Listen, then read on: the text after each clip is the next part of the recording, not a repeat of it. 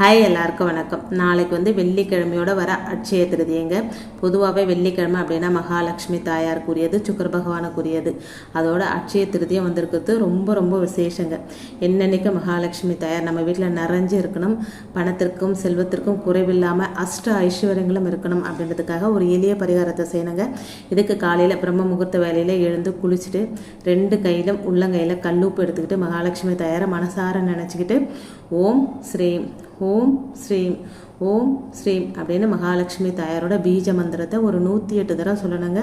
இதை சொல்லிவிட்டு மகாலட்சுமி தாயாரை மனசார வேண்டிட்டு இந்த கல்லுப்பை எடுத்துகிட்டு போயிட்டு நம்ம தினமும் யூஸ் பண்ணோம் பார்த்தீங்களா, கல்லுப்பு அந்த பாட்டிலில் போட்டுட்டு நம்ம அதை யூஸ் பண்ணிக்கணுங்க. நம்ம மந்திரம் சொல்லி ஏற்றின அந்த கல்லுப்புக்கு அவ்வளோ ஒரு சக்தி இருக்குங்க. அதை தினமும் நம்ம யூஸ் பண்ணிக்கிட்டே வரும்போது மகாலட்சுமி தாயார் என்னன்னைக்கு நம்ம வீட்டில் நிறைஞ்சு இருப்பாங்கங்க.